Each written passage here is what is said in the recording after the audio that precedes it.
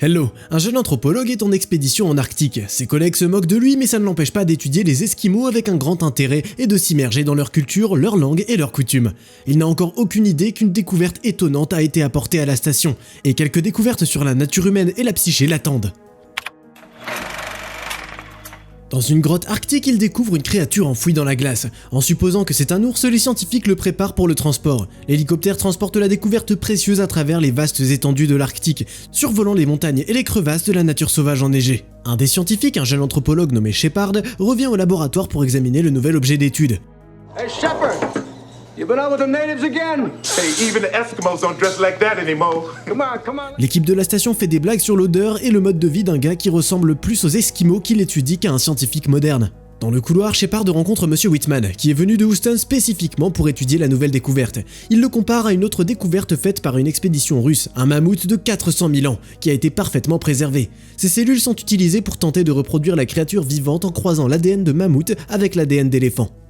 Les rayons X ne montrent pas exactement ce qui est caché sous la couche de glace, donc les surplus de glace sont coupés par un laser. Un autre scientifique, Maynard, suggère que ce n'est pas un ours mais un homme à l'intérieur. La tombe de glace devient de plus en plus mince, révélant un bras, puis la tête d'un corps humain primitif entièrement préservé. Shepard analyse les caractéristiques faciales et les dents, et il en conclut que devant eux se trouve un ancien chasseur, un Néandertal. 30 years? give or take 20,000. Shepard s'oppose à Dr Brady et d'autres scientifiques qui proposent que le corps soit disséqué en morceaux pour une analyse plus approfondie. Un dégel complet du corps est prévu comme prochaine étape. L'anthropologue insiste sur le fait qu'il devrait mieux étudier le site de la découverte, car il pourrait y avoir d'autres personnes ou même un village entier là-bas.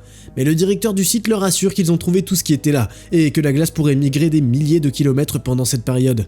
Le Néandertal, quant à lui, est déjà réchauffé à une température supérieure à 0. Les médecins respectent les procédures et retirent les vêtements du sauvage, y trouvant les effets personnels du chasseur antique, des amulettes et de l'artisanat de plumes. La procédure de transfusion sanguine commence et est réussie. Comme les médecins prennent un échantillon de peau, l'équipement montre soudain une activité inhabituelle. Holy sh**. Your cells are synthesizing DNA. This is incredible. Il y a une substance qui est retrouvée dans le corps de l'humain préhistorique qui peut porter en lui un cryoprotecteur, une sorte d'antigel qui empêche la cristallisation et est contenu dans les fleurs du bouton d'or. Le mammouth rappelé auparavant par les scientifiques se nourrissait de la même fleur. Les scientifiques enregistrent de l'activité cérébrale et le docteur Brady et son équipe médicale commencent rapidement la réanimation pour faire bouger la respiration et le cœur du patient. He's alive. L'homme primitif se réveille, grogne et commence à résister aux procédures. Les médecins tentent de retenir le patient et en même temps de ne pas le blesser. Donc Shepard enlève son masque médical et sa combinaison pour montrer un visage humain au Néandertal. Cette action le calme et le distrait, leur permettant d'injecter des sédatifs. Les scientifiques discutent de la substance trouvée dans le corps du sauvage. Cette découverte leur remportera certainement un prix Nobel. Elle pourrait être utilisée pour allonger considérablement la durée de vie des gens et de geler des malades en phase terminale jusqu'à ce qu'un remède soit trouvé. Mais Shepard s'oppose à ses collègues rêveurs. There are too many people in the world right now. Death is nature's way of making room for someone else. L'équipe soutient que si les scientifiques avaient pu protéger la vie d'Einstein, il aurait sûrement poursuivi sa théorie, faisant considérablement avancer la science. Shepard objecte qu'il y a eu d'autres personnes avec leurs propres théories qui ont abouti à des guerres ou des crimes terribles contre l'humanité. Puis cette procédure ne serait accessible qu'aux plus riches, ce qui accroîtrait les inégalités et provoquerait des conflits. Brady répond que des développements dans ce domaine sont déjà en cours et que le progrès est inarrêtable. L'anthropologue est indigné par le traitement qu'ils font à l'homme antique, comme s'il était un individu impersonnel et une source de biomatériaux. S'ils le traitaient comme un être humain, ils pourraient mieux se comprendre. Mais s'ils laissent le Néandertal se réveiller, les médecins ne pourront pas l'étudier pour trouver un moyen de congeler et de dégeler les humains. What, you want to find a chemical? Find out about the man.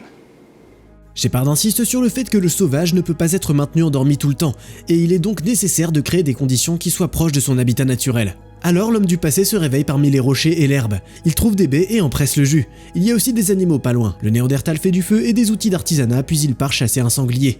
Un jour, il trouve quelque chose d'inhabituel au fond de l'étang. Un tuyau avec une buse dorée. L'homme antique ne comprend pas ce que c'est et sort le tuyau, le suivant comme un fil de guidage, découvrant le tuyau et des vannes cachées sous l'herbe, puis atteignant également la porte.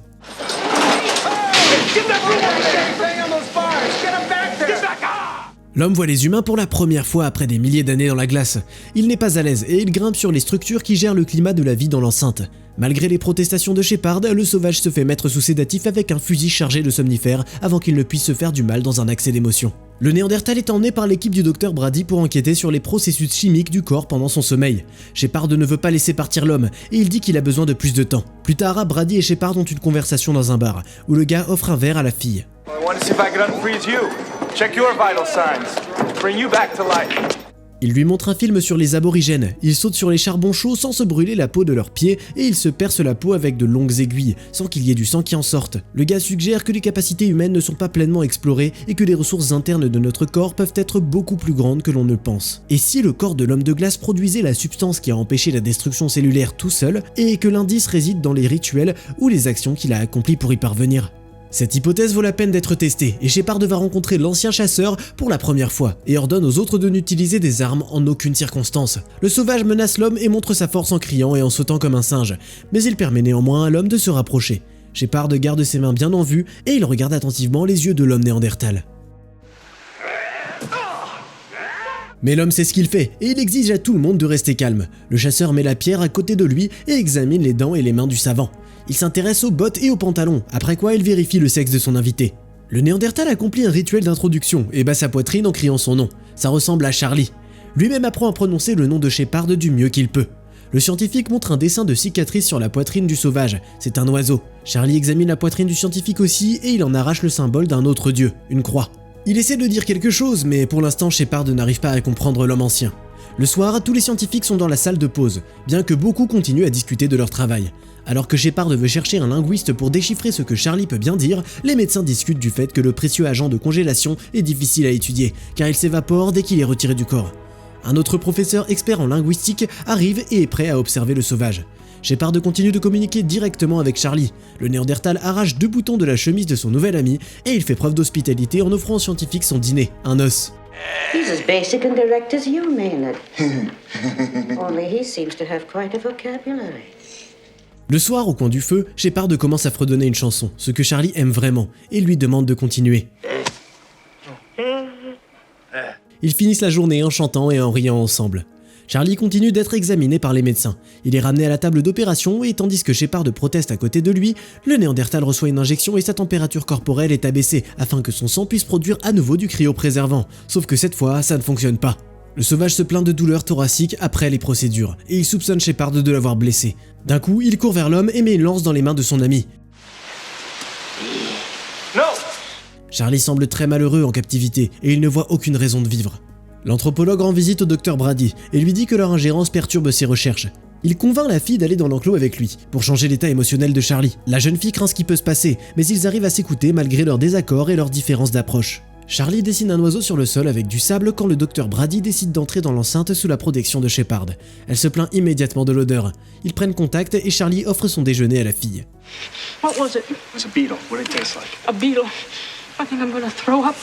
Le sauvage renifle et touche la femme, mais quand il s'agit d'une inspection plus détaillée, Shepard dit qu'elle lui appartient, et Charlie n'est pas autorisé à la voir.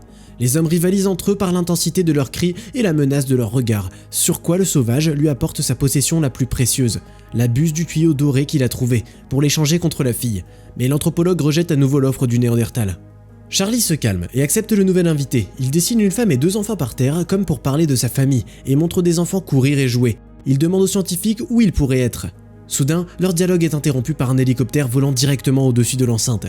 Charlie l'entend et le voit à travers le verre. Le phénomène inexpliqué l'effraie et le dérange. Et Charlie se précipite à la poursuite de l'énorme oiseau de fer, criant ce mot exact. Oiseau. Il ne s'intéresse à rien d'autre et les scientifiques doivent quitter l'enceinte. Shepard se tourne vers les Esquimaux locaux, qu'il surprend en train de chanter et de danser rituellement. Il essaie d'en apprendre davantage sur les mots utilisés par Charlie et son comportement avec l'hélicoptère.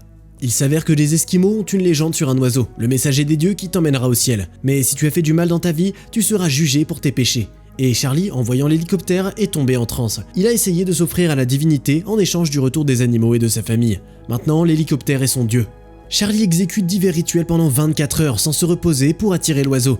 Il évite le contact et il observe plutôt intensément depuis sa cachette alors que Shepard ouvre la porte à la sortie de l'enceinte. Il essaie d'appuyer sur les mêmes boutons que l'homme et il réussit. Tandis que les scientifiques sont loin, le Néandertal avec une lance en bois dans ses mains fait son chemin dans la salle d'observation, se cache des hommes et court dans les couloirs. Il est effrayé par un miroir accroché au mur et le brise, et un bout de verre lui fait mal au bras. Puis il trouve des animaux dans des cages, des portes coulissantes en verre, une imprimante et un ascenseur. Finalement, il entre dans le labo, où il brise des flacons d'acide. Maynard et son assistant entrent dans la même pièce, mais ils ne voient pas le sauvage, et partent après avoir éteint les lumières. Charlie se retrouve dans l'obscurité et remarque la lumière venant du ciel. Il essaie de briser la fenêtre pour sortir, et Maynard revient pour voir d'où vient le bruit.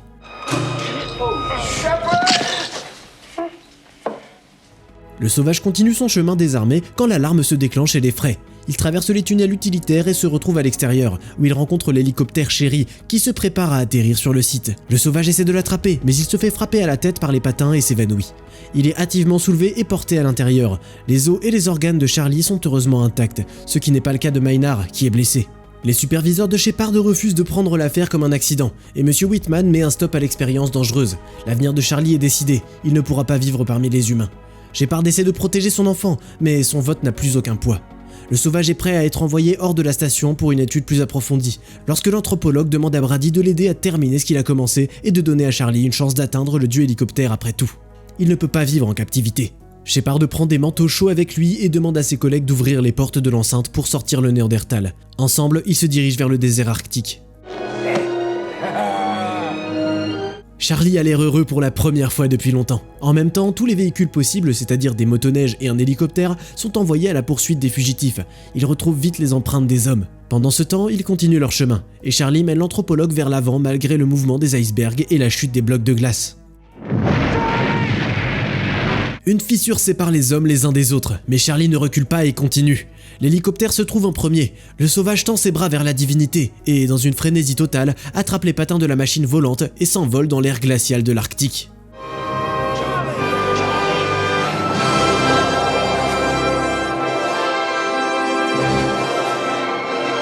L'homme qui est ressuscité de sa tombe glaciale et qui a tout perdu vole vers sa fin dans le ciel avec un bel oiseau divin. Comme toujours, tu trouveras le titre du film dans la description de la vidéo. Tu peux nous dire ce que t'en penses dans les commentaires. Quel scientifique avait raison au final? Et si la technologie de cryogénisation devait être développée à l'avenir, accepterais-tu de te réveiller dans des dizaines de milliers d'années? N'oublie pas de cliquer sur les boutons pour liker et t'abonner pour qu'on puisse te raconter des histoires fascinantes autant que possible.